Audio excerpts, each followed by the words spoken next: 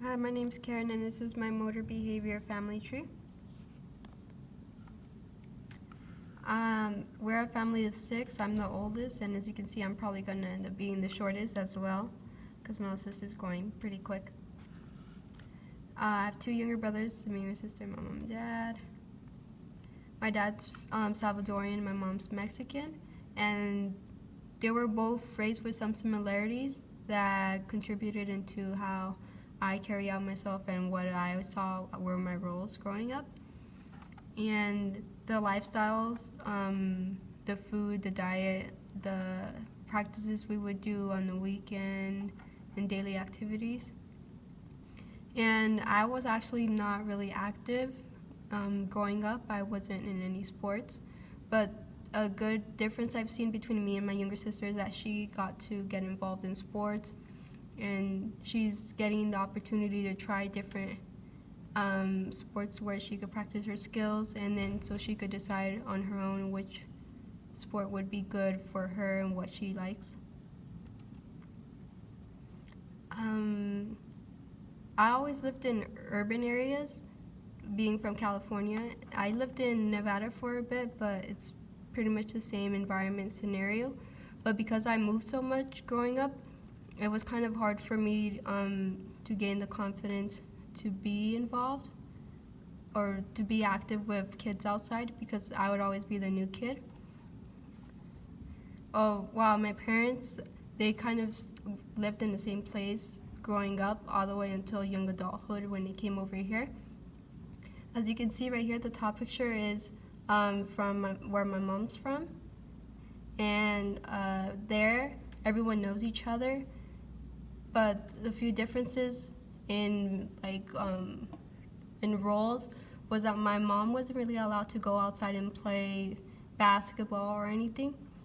The boys were allowed to go outside, but the girls were mainly constrained to staying home and helping around the house. My dad, he was always outside. In the bottom picture you can see there's always somewhere to travel, and he would tell me he would climb up trees, go mountain biking. He would basically spend all day outside exploring. And in Mexico, my grandpa would plant vegetables and stuff to sell. But in El Salvador, our family had animals and stuff and plants that they would tend to.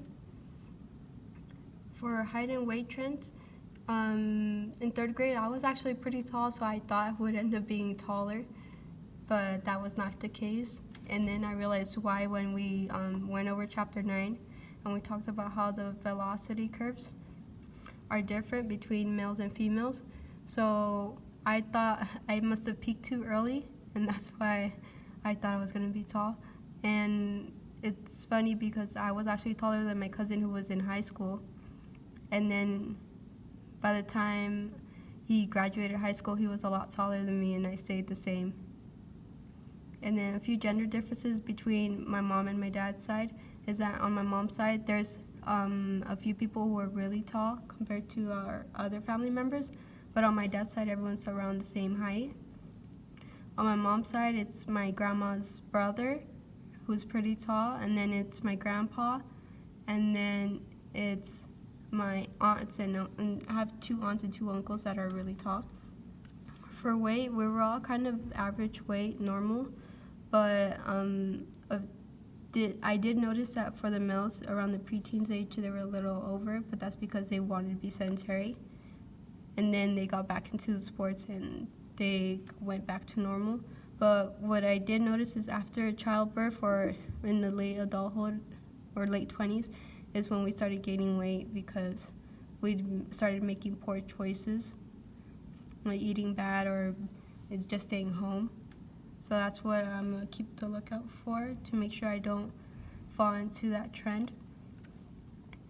For aging process, my grandma and my great-grandmother on my dad's side is actually almost lived to be 100 years old.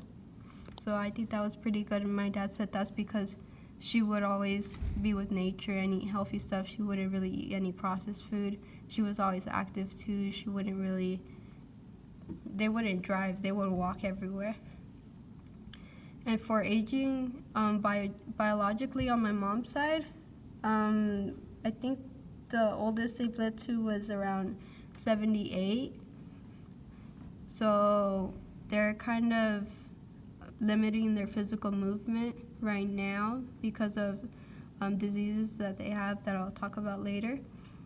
And for my grandpa, as you can see right there with the manila folder, he kind of goes through ageism a lot because everyone always tells him he shouldn't be going outside with helping out the community and stuff because he's a representative of the El Pueblito where they're at.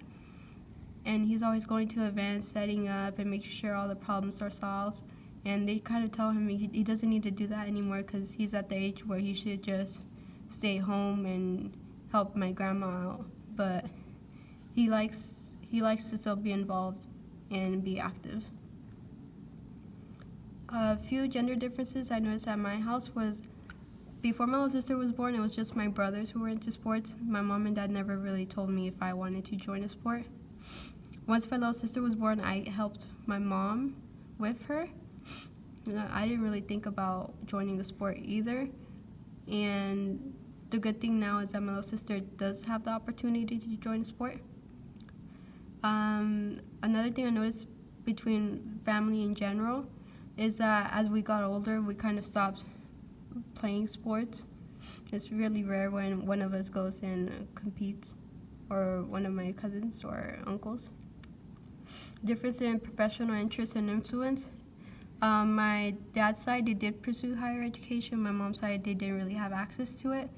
But a big difference that I noticed is that most of them don't really focus on getting healthier, or they end up getting jobs that are pretty sedentary. But the ones who aren't sedentary are jobs that take a toll on their body.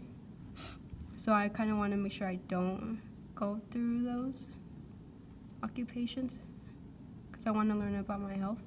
And some medical issues that I've noticed in my family is that on my mom's side, my grandma has osteoporosis and she has a fear of getting hurt, so that's why she's pretty sedentary and she doesn't really like doing any movements. On my dad's side, they have high blood pressure, so that could be because of the lifestyle they had, or it could be genetic. So because of that, my family is trying to eat healthier, be more active, and try to just improve our fitness so we don't have that risk that comes with high blood pressure. And then the Newell's model. For me, the main thing that was holding me back when I was younger to get involved and learn new motions and play sports was that I didn't think I would be good enough to play, so I wouldn't play. And that kind of went into a cycle that made me deter my performance. Because when we were younger, we would play for fun, but I never really liked to compete. So that was kind of individually, I stopped myself. And the environment, all of my cousins never really played sports. And I hanged out more with my girl cousins from my mom's side, and they weren't really involved in sports or focused on them, while my family from my dad's side did, but I didn't see them as often. And so there are socioculture constructs too that hold me back, because coming from a Salvadorian Mexican background, they didn't really see us as being active, or they saw us more to be ready for the home and taking care of the family. And that's basically why I'm not as physically active as I could have been, but I'm sure with all the information I've learned, I could help myself be more active and increase my performance and health, and I could make sure that my little sister doesn't go through those constraints and she could have a better physical performance.